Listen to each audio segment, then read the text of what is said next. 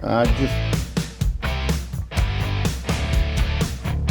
Sheriff Ozzie Knezovich talks with community leaders about issues in the public safety arena. Sponsored by River Ridge Hardware.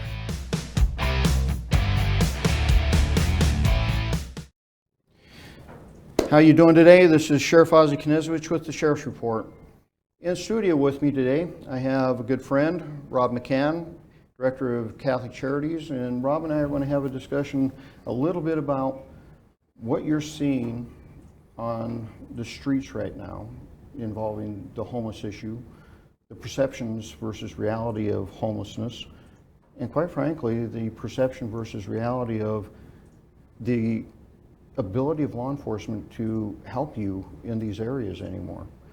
But before we get there, I don't think a lot of people, Rob, understand the breadth and depth of Catholic Charities. I mean, people hear the word Catholic Charities, but I don't think they quite understand exactly how large of an operation that you're working with right now. Can you guys give us an idea of exactly the size, especially when we talk about the homeless issue? You have 4 homeless shelters right now. Give us an idea of what that looks like. Yeah, I mean, that's a good place to start. A lot of it, same with law enforcement, you got to debunk myth versus reality. For Catholic Charities, we actually cover the whole eastern side of the state. So everything from the Oregon border to the Canadian border, everything in between. We have about 350 staff, about 58 locations, and serve about 75,000 different people every time. So if you come to the House of Charity for lunch every day all year, you only get counted once in that 75,000. But most people, when they hear Catholic Charities, they just think House of Charity, homelessness, shelter. That's partly a factor of media, partly a factor of social media, but the reality is it's the smallest part of what we do. Of those 75,000 people that we serve every year, only about 1,200 of them have anything to do really with homelessness. The rest are seniors, families, the disabled, veterans, farm workers, just people in need, people living on that intergenerational poverty edge all over Eastern Washington, small farm towns, bigger cities. Spokane obviously is a central place, but we have about 1,400 units of housing for seniors, families, veterans, disability individuals, and homeless people. And those are all over the eastern side of the state, but a lot of them obviously are in Spokane. We have a lot of programs that people don't know about because all we talk about is the House of Charity and homelessness, but we do mental health counseling, child care for 240 kids, senior services, we do immigration legal services, we do emergency assistance, we do all kinds of programs for kids and families that I never get to talk about because all I talk about is homelessness. But the reality is homelessness is the sentinel issue of our day. It was the #1 issue in the elections last year. It's going to be the #1 issue in the elections this year. And quite frankly, I'm happy about that. I've been at Catholic Charities 21 years. I've been waiting for an issue of intergenerational poverty like homelessness to be the top issue for years, and it's a good thing. Even though the dialogue is hard and we don't always agree, and sometimes people get super angry about it, it's a good dialogue and it's an important one. But the work we're doing at Catholic Charities, often a lot of the work becomes similar to what you struggle with, which is demystifying, debunking untrue things about what we do. In the last couple years, something I've seen that I've never seen before is that there's actually a conversation, a question, a discussion about whether or not we should help people. We all learned in the first grade, if someone's hungry, you feed them. If someone needs help, you help them. If someone needs a bed, you give them a bed. That's in question now. There are lots of folks who really are standing on an argument that says, actually, no, we shouldn't help those people. They haven't earned it. They don't deserve it. They haven't worked hard enough. That's a new paradigm that I've seen in just the last few years, really since the Great Recession. And I think it's something that we really have to work on. And as a result of that paradigm, we often get a lot of misinformation. So there's a lot on social media. There's a lot of people who want to make you afraid of the homeless. They want to make you angry at the homeless. They want to make you angry at anyone who serves the homeless. I can't tell you how many times I've been told, Rob, if you just stop feeding these people, they'd go away. These are human beings. They're not stray cats. And I think that perception is growing, unfortunately. And that anger and that fear usually leads to incorrect facts. So people think, well, gosh, House of Charity, there's no rules there. It is a low barrier shelter, which means we let in anybody in any condition. The only other people in town that can say that is the jail and the hospital. But On that point, you mentioned that low barrier. yeah, And quite frankly, you hit a nerve that I hear in the community often. Low barrier meaning no rules. Cover that just a little. I mean, if we're going to talk debunking the myths, yeah. let's talk about what does that mean, that low barrier, how does that equate in people's minds to no rules? Because that is exactly how that is being talked about right now. Yeah, and it's absolutely not true. We have lots of rules at the House of Charity. We do take anyone in any condition as long as you respect the staff, the facility, yourself, and the rules. So you can't come in the House of Charity and shoot up or or take a beer in there. We do know that people are actively struggling with mental health and substance abuse when they come in. They may have used or drank on the street right before they came in, and they may use or drink right after they leave. But in the building, there are a lot of rules for health and safety. And that's the only low barrier shelter we have. The other shelters we have are all high barrier. There's zero tolerance for drugs or alcohol. You get thrown out immediately. But there has to be both.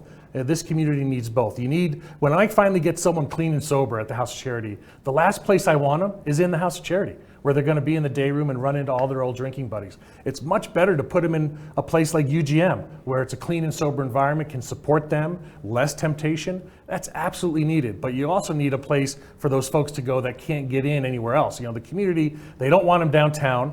They don't want them in the park. They don't want them under the viaduct. And now lately what people are saying is, I don't even want them at the House of Charity.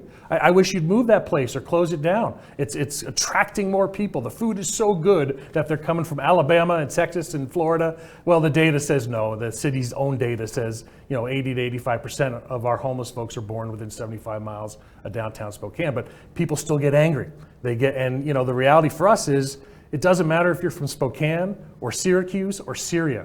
If you're hungry, you're going to get fed. If you need a bed, you're going to get a bed. But we have lots of rules about health and safety, and we work with people in the shelter to get them more stable, get them into treatment, get them into housing that we're building for them.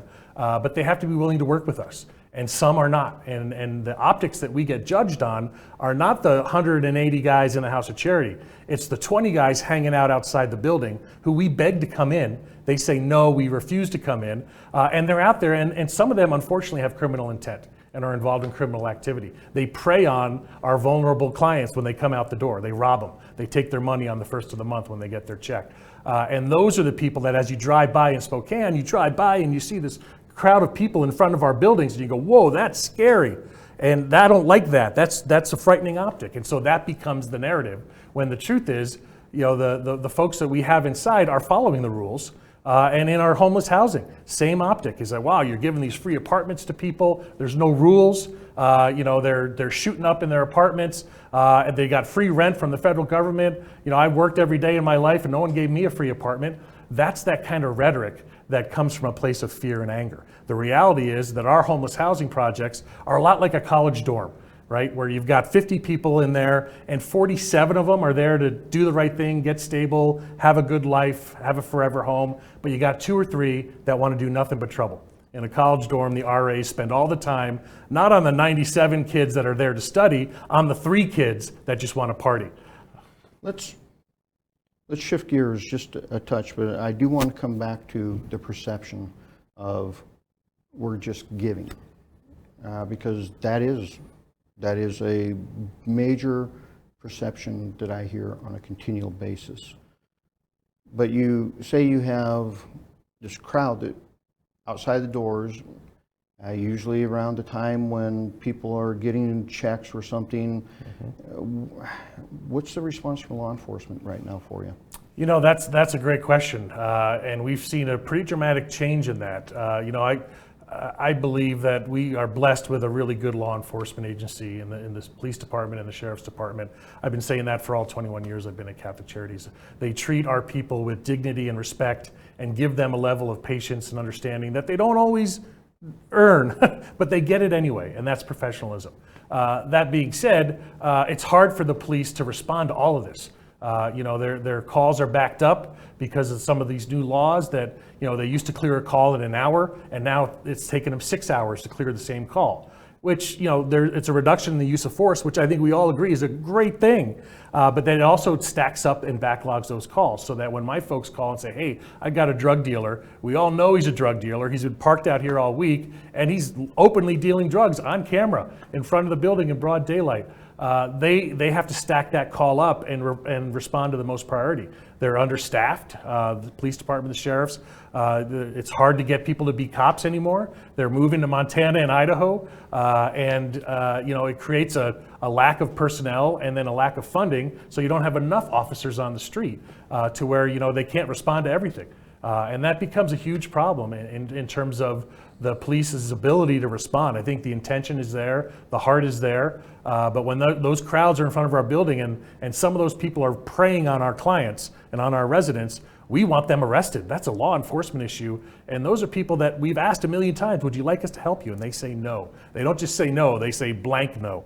And for those people, after you ask them 20 or 30 times and they continue to engage in bad activities, we need an intervention there. And my staff can't do it. And really only law enforcement and the judicial system and the court system can do it. But there are lots of resources like community court and other places where they can go and start to stabilize their lives. Even the ones that are engaged in bad activities, we want to try and help them too. We love everybody, but we also have to have love and respect for our neighbors and for downtown business and the economy and tourism and restaurants and hotels. We need that to have love and respect too. So we have to try and be good neighbors. So we spend about $400,000 a year on our own internal security force, which again has been hampered by some of the new laws. We had commissioned officers on our security team at Catholic Charities. Same with GU, same with the STA. It allows them to detain, it allows them to cite people and trespass people. Some of these new laws has made the commissioned officers go away for all of us. And when the commissioned officers on our team were in effect, we reduced calls for service to the SPD by 50%. And now that we've lost the commission, those calls now are going to double. And of course, they don't have as much time and as much resources as they used to. So it's a real struggle for them and for us and for our residents and clients. I don't think a lot of people realize that the laws that were enacted, these reform laws that were enacted, they may have been enacted for good intent. I'll debate that with some of the folks and some of the things that they've done in reference to that, because they never used any quote unquote science behind what they have done here. Part of what they've done though is created a series of laws that across the state you can't get two attorneys to agree on what the law actually says. There are agencies that are looking at some of these new laws that say, well, we can't commission people anymore. We can't give limited commissions. We can't give special commissions, i.e. your security folks, because the new law says we can't. However, there's attorneys out there that say differently. CJTC has come out with a interesting guidelines on that, in which I shake my head and go, I'm not sure how that works. So it is a quandary out there. After the program, let's talk about the commission issue, because the county's taken a little bit different view of the commission issue. We might be able to help you with that aspect. But let's take one step back, going back to perceptions. Can you give us an idea of how many people you're able to actually take from the street, get them cleaned back up, get their lives straightened back up, and get them back into society, i.e. housing, job? Because I think that's the frustration I hear out on the street is, and in the community is, all we're doing is we just continue to feed them, but nobody's changing. The dynamic's not changing. And I don't think there's anybody that has a problem with giving a person a hand, but there's two models: just giving a person a hand or giving a person a hand up. kind of give us an idea of what the hand up aspect, because I don't think that they see that. I don't think that the people you're talking about that are starting to get very angry about the situation, I don't think they're seeing that the concept isn't just a hand out. Yeah. It's also a hand up. Yeah, that's a great point, and it's a great question. You know, everything we do at Catholic Charities is based on a real simple principle. Every human being is made in the image and likeness of God. And if that's true, every human being deserves basic dignity and respect. And so whether it's a hand up or a hand out, if it's about dignity and love, then it's something that's useful. But really, all of our programs are about elevating people and transforming them. So we have entire staffs of people whose only job is to focus on those homeless folks in our shelter or on the street or under the viaduct and get them into mental health counseling, get them into substance abuse counseling, get them into the pipeline for housing. And that's our success metric, is how many homeless people are we getting into permanent, stable, forever homes. And with the housing shortage in Spokane, super hard to get an apartment for people with stable jobs and backgrounds. A homeless person is really only going to get an apartment if we build one that only he or she can move into by law, which is what we've been doing now for 10 years, is building a lot of apartments, which, by the way, makes people a little bit upset because you're building a lot of apartments for those people. And in many cases, they're getting Section 8 vouchers, which means their rent might be $0 a month. But the way that we help them is we measure everything. We have to measure metrics. We don't just give someone the keys to an apartment and say, hey, here's your free place with a kitchen, a bathroom, and a bed. Have fun. There's expectations that you are going to increase your stability. We've increased our residents' income by on average $700 a month, whether it used to be zero, whether that's with a part-time job or getting some benefits they didn't know they were eligible for, but more importantly, stabilizing them from a mental health and substance abuse perspective. These folks in our shelter and in our homeless housing are the sickest people in Spokane medically that are in the hospital. They're the most fragile. And so we really have to surround them with a lot of medical care, a lot of social services, and these services are in every building. That's why we build these buildings this way. So there's mental health counselor, substance abuse counselor in the building, case managers in the building. And we measure everything. And as we move folks in, we have about an 85% success rate. Success is defined by you come off the street, you're that guy pushing a shopping cart, talking to himself downtown, panhandling, whatever, that you move into one of our apartments, we surround you with love and services so that success equals 2 years later, you're still there. You haven't gone back to jail, you haven't gone back to the street, or gone back to the shelter. About an 85% success rate, which is really good. And people who don't engage in services that live in our building, they say, I don't want to talk to the counselor, I don't want to better myself. Then they get a couple chances, because we're about second chances for human beings. But after several chances, we give them an opportunity to say, unless you're going to engage in services, your housing could be at risk, and we have to take you back a notch to the shelter. And that works most of the time. But those services are absolutely essential. We obviously are feeding people at the House of Charity that are in a very tough spot. Some of them are not ready to stop using or stop drinking. Some of them are not ready to take that one medication a day that would make them stable. So we have them come in every day, and every day we ask them, are you ready today?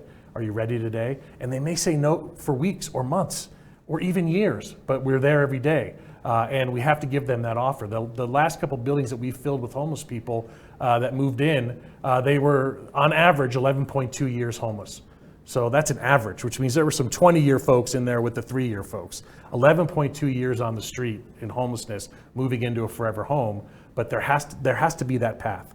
And so we have to build more housing. We have to have services that attract those folks in the shelter and say, we want to help you today. Are you ready to get help?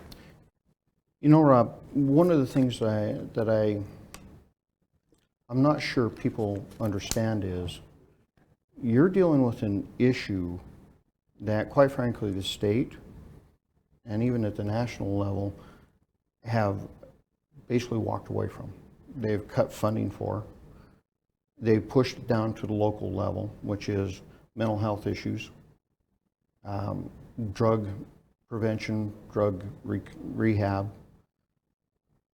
They have started taking people from the institutions, mental health institutions, putting them into group homes. If they fail at the group home, there's no such thing as going back to the institution. Mm-hmm. They fail at the group home, they end up on the street. Yep.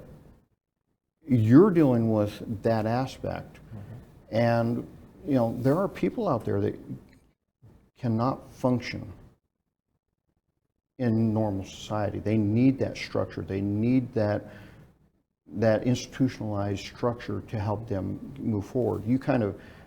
You're really filling that gap for a lot of these people. And I don't think a lot of people understand just how many people that you're serving have true mental health issues that are exacerbated by self-medication, i.e. drugs, alcohol. And this isn't a quick fix. Yep. There is no such thing as a quick fix on this, because they will be dependent forever in some cases. And we, society, state, have said, no, we're not dealing with that. Locals, you deal with it. We're not funding the institutions the way we were. Part of that is, I think, the perception that you are fighting right now is that, well, these are just people that don't want to. Mm-hmm. There's a significant amount of that 1,200 homeless that we have tried to get help. Yeah. And they don't want it. But what do you do with them? What do you do with that individual that doesn't want help? Put them in jail? I'm not so sure that that's the wisest move there is, because jail is for those who have broken the law. Many of these people, they not really haven't broken the law. They really haven't. Their sin, if you will, is to sleep out on the street, and that's the only thing that they really understand. But they don't want that help. Mm-hmm. The moratoriums. Let's close with that. We have about 4 minutes left. Mm-hmm. How is the moratoriums as far as evictions affected your ability to serve the community? Yeah, I mean, that's an important question for these times. Obviously at Catholic Charities, we believe that everyone should stay in stable housing and we preserve housing. And it takes a lot to get evicted from Catholic Charities housing. You have to fail multiple times with us talking to you every time. And really, it's only reserved for people that are a severe danger to themselves or to their housing community that they live in. And it's rare, but it does happen.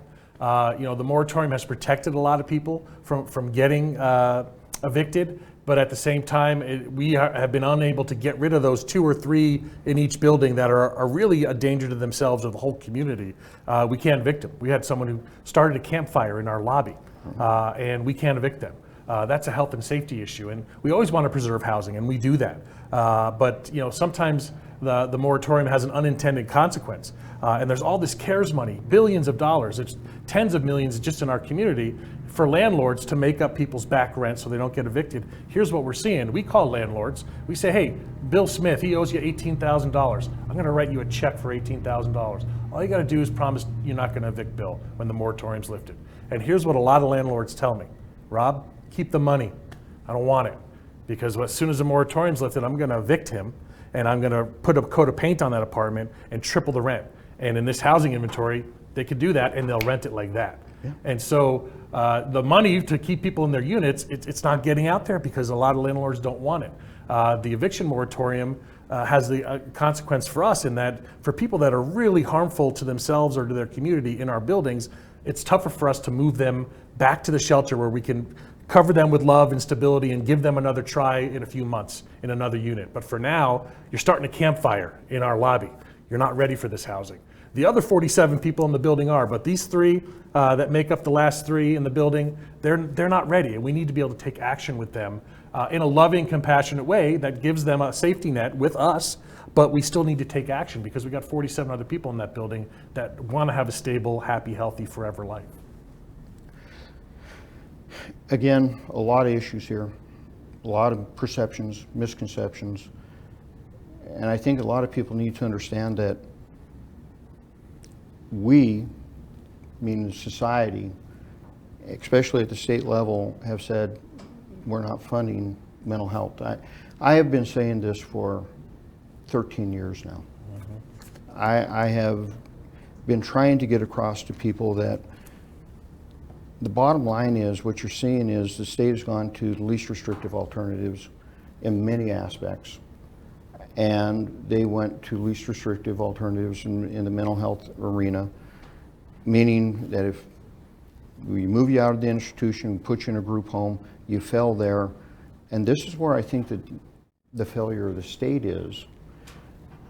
If you fell in the group home, you shouldn't be put on the streets. That should not be the ultimate outcome of, well, you fell there, you're out. There should be okay, let's stair step back into the institution, get you stabilized, and try to bring you back out into the group home. That would take a huge amount of pressure off of Catholic Charities in dealing with the mental health issue. But the state isn't doing that. The state doesn't have that in mind. They have pushed this to the local level. They expect the local government to deal with it. We're not geared for that. We don't have the services. We rely on you to do this. So maybe part of the solution to fix this is to go back to our legislatures and go, look, if we're going to put people into group homes, mental health group homes, if they fail, the failure shouldn't come to the street. The failure should be stair-step back into institution, restabilize, and back into society. That, I think, would take a lot of pressure off of Catholic Charities. Well, keep in mind, our homeless population in our shelters and housing float between 85 and 95% of them are struggling from mental health and substance abuse issues. Yeah, and co-occurring at the same time. One feeds the other. Right. So 85 to 95% of our people are struggling with this. People ask me all the time, if a billionaire came and gave you a blank check, what would you do? And they're surprised when I tell them it's not build more shelters or build more housing even. It's open Costco-sized mental health substance abuse facilities, Costco-sized childcare centers, so kids don't have adverse childhood experiences and end up on that path towards mental health and substance abuse self-medication. That's how you get ahead of this. Not necessarily by shelters and housing, although we need those things. If I had unlimited money, it would be mental health, substance abuse, and childcare. I say the same thing. If I had my opportunity, the next facility built in the state would be a 24-month drug and alcohol recovery for those who commit crimes, low-level crimes, get them into it, get their mental health issues, their co-occurring drug issues and alcohol issues sorted out, work on training for jobs, work on education. By the time they're ready to leave, stair-step them into stabilized housing with a job, and that's how you break this cycle. Upstream. Housing, education, and a job. Breaks the cycle. Rob, thanks for coming in. Thanks for talking about these issues. Very important issues, very passionate issues, and I think that there are ways that we can work with our partners in Catholic Charities and other groups that are out there wanting to help and wanting to do the best that they can for people. But at the same time, the state has to step back up and help us not just continue feeding people into your systems that really should be in our systems. Yeah. Well, thank you for all you're doing too. Great talking to you. Great talking to you. Folks, this is Sheriff Ozzie Knezovich with the Sheriff's Report. Have a great day.